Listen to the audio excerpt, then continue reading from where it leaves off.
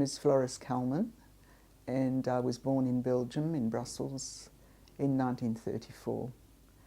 My parents were Polish migrants. They came around 1929, 1930, so they were in Belgium for about 10 years before the war broke out. They belonged to a party called the Bund, and that was a socialist workers' party. So they were not at all religious, and we didn't observe any festivals. We didn't go to synagogue, and I had, as a little child, very little idea of what it might mean to be Jewish. Now, my earliest memory of the war is in 1940, when the Germans attacked Belgium. Suddenly we were running to air raid shelters, and the air raid sirens were the first very frightening thing that I remember. Things started to go bad for us, I think, in early 1942. My father was no longer allowed to operate his business, and then we had to wear the yellow star. My mother sewed a yellow star on my coat, and then I was instructed to carry my satchel in such a way as to hide the yellow star. I don't think it worried me too much. I didn't really understand what was going on. And the next thing that happened was I was not allowed to go to school. Jewish children were no longer allowed to go to school. So it was summer 1942, and it was the end of the school year, and suddenly I found myself in a strange place. And that was a children's home, a children's holiday home, and there were lots of children running around, very happy, playing in the playground. And I was terribly homesick, very lonely, and quite bewildered, because again I had no understanding of why I was there. At this point I was just over 8 years old, and that was the beginning of hiding for me. From, I think maybe July 1942 to September 1944, when we were liberated, I was hidden in 6 different places.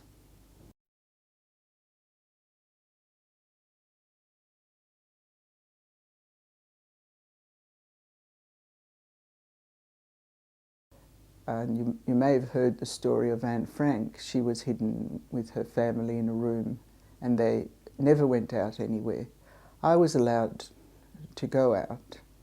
Hiding meant being separated from my family, my parents, away from my home, living with strange people and being utterly dependent on them. It meant pretending to be a Catholic girl. And then, of course, hiding meant that during all that time I didn't go to school. But I learned a lot of things during that time of hiding.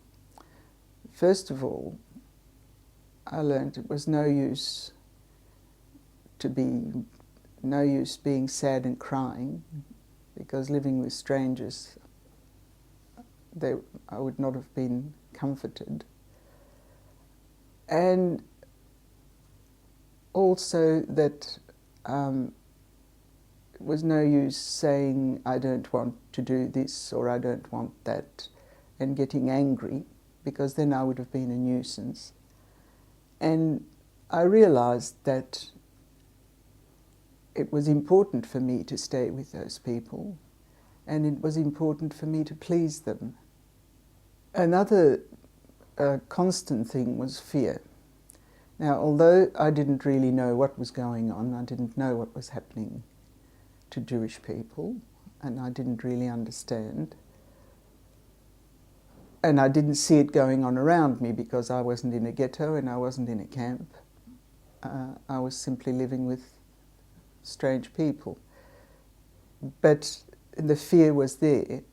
In one place, there was a rather nasty man, and there were several Jewish children hidden there, and he used to threaten us virtually of terrible things that would happen to us if we were caught by the Germans.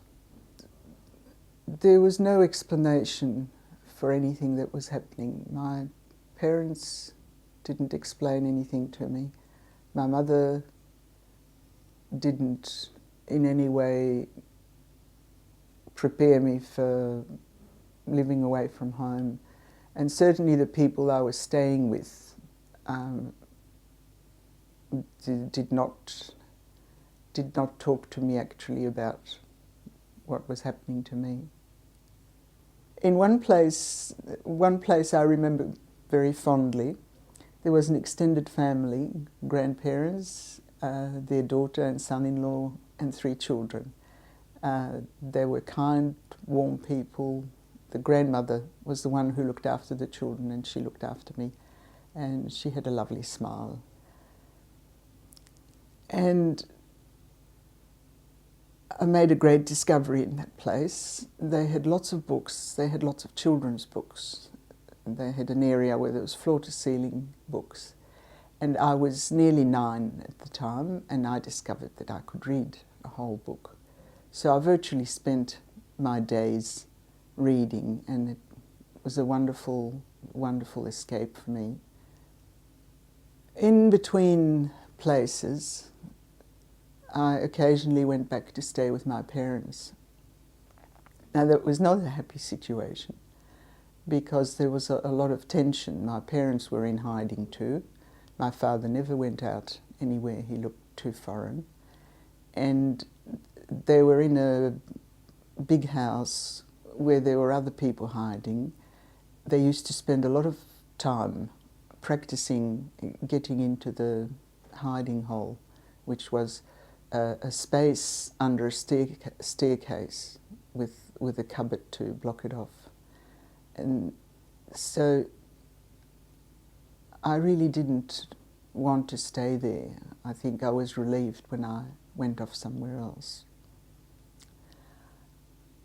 I stayed with a spinster lady, and she was a very devout Catholic. So she took me to church a lot. And that was a new experience for me, and I liked it. I found a feeling of peace and safety there. And I wanted to be part of that. I wanted to be able to take part in communion.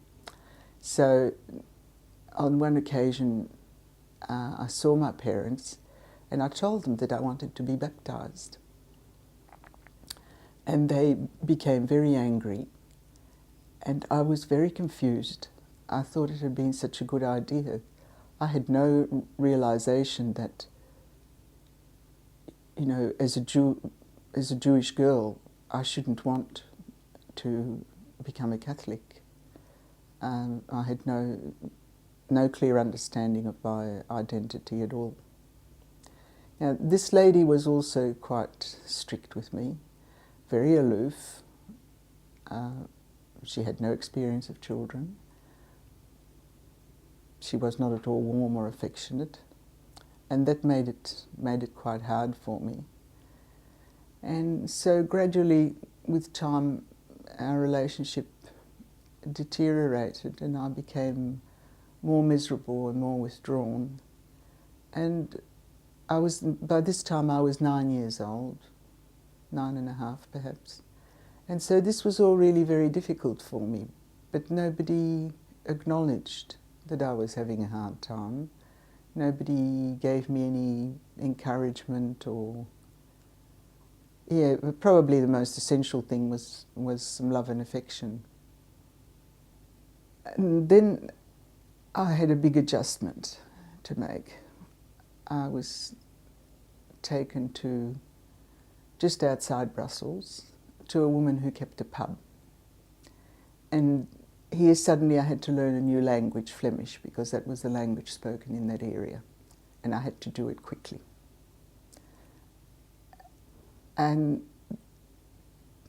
very fortunately for me, there was a lovely young woman who lived next door, and she offered to teach me.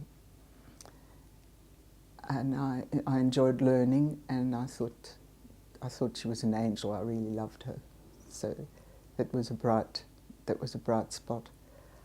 Out there I wore clogs, and I did a lot of housekeeping jobs, cleaning. I learned to iron handkerchiefs. I was quite happy to do all that, but I never had the option. I never had the option of saying, no, I don't want to do this now. I don't want to. Really, I could no longer be a child. And then my last place that I stayed in, that was a relief.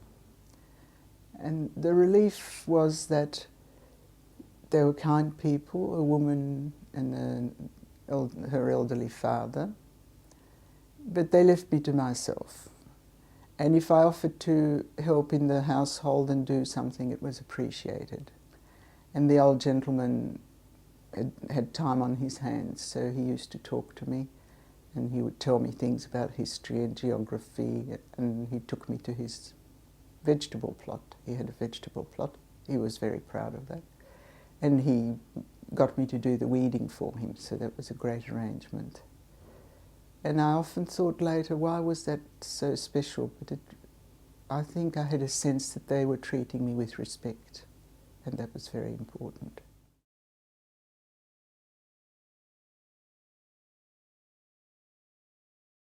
I remember the actual day of liberation. It was Sunday, and I was living on a busy boulevard, but on that day you couldn't see a soul outside. There was no one.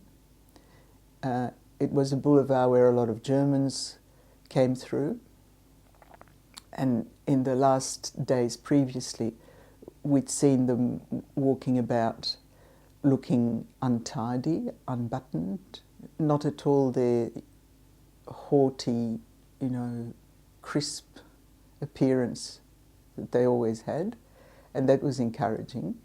But suddenly there was no one on the street, and we didn't know what was happening. It was quite scary, actually. So we really didn't know what to expect. And towards the evening, I remember I was standing at the window and looking out, and suddenly there were armoured cars coming down the boulevard. Then I saw people out on the street, and they were climbing on the cars, and they were throwing flowers.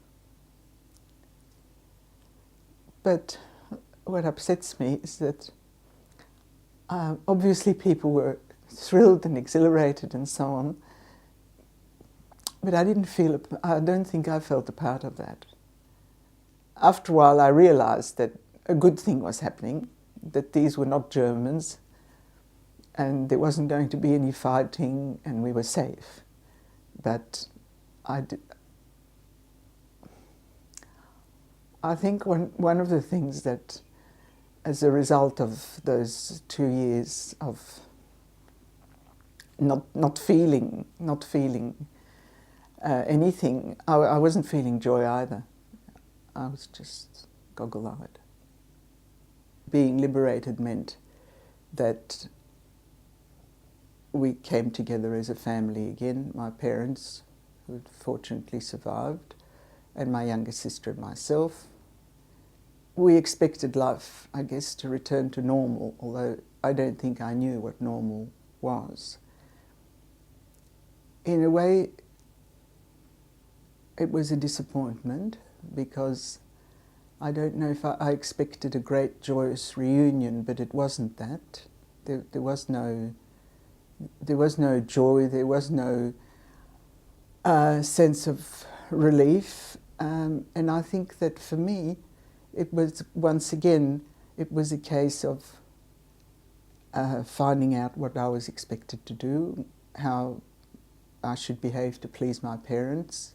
I think that being away from each other at that young age for me, we'd really become like strangers.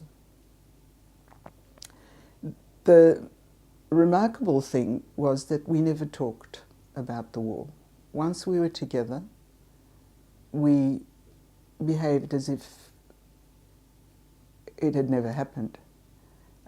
My parents never asked what it was like for me to be hidden in this place or to be in that place, or whatever, you know, whatever life was like. We never talked about any of it. I think my parents probably found out about that time that their own families who were back in Poland had mostly perished. I imagine that would have been very difficult for them, but they never talked about that either. We just wanted to get on with life as if that part of it didn't exist.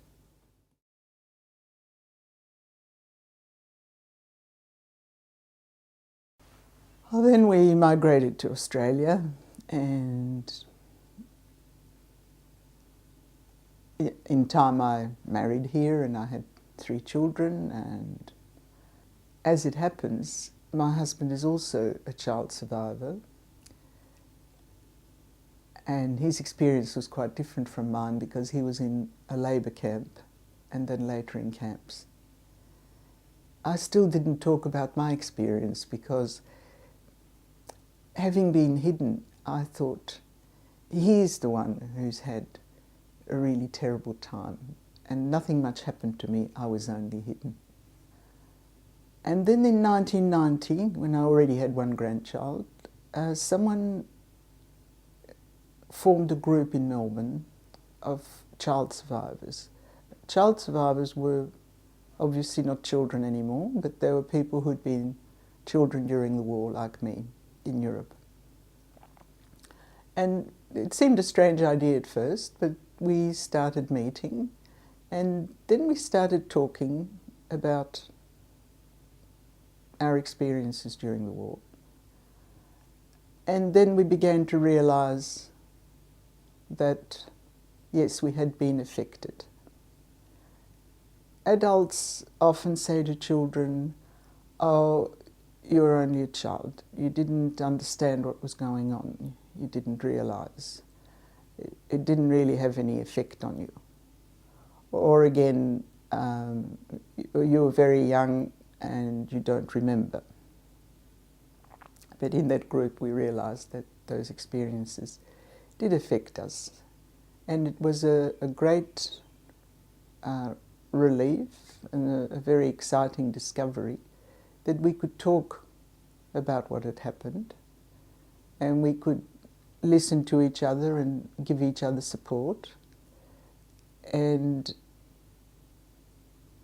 that some of that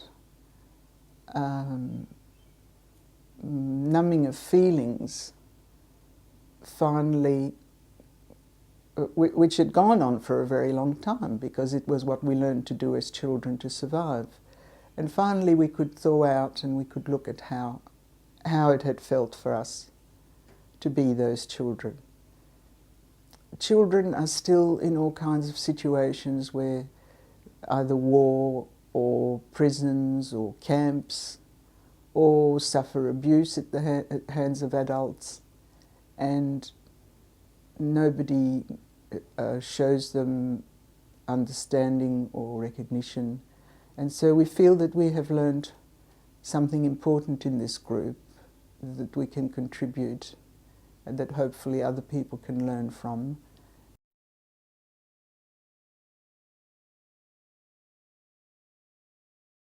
The State of Israel honours non-Jews who have helped save Jewish lives, and there's an award and they become righteous among the nations.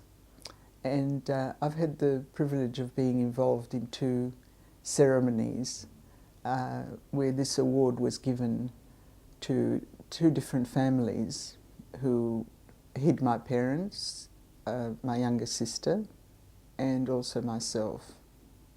It was a very moving experience. It was a moving experience for us, but also for the people themselves. Seeing our families around us, children and grandchildren, we really appreciate what it meant to be saved. I'm very grateful for that. That I have 3 children and 7 granddaughters, and none of this would have happened. I would not be talking to you now if it hadn't been for the non-Jewish people who helped us. And whether they were kind, some of them were kind, some of them were not kind, but they were brave people.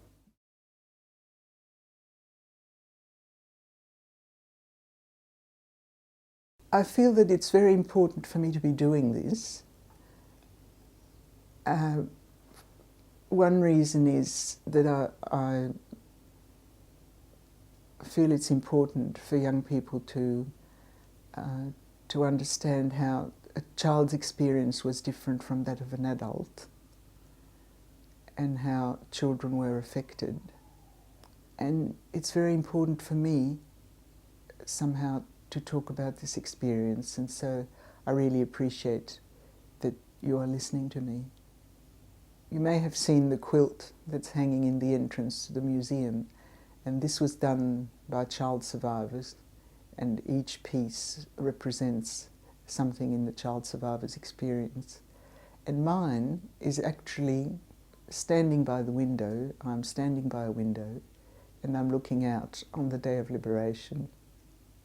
And I've called it Waiting for Liberation, which I thought afterwards was very interesting because, in fact, liberation didn't come till very much later, when I was able to talk about my experience during the war.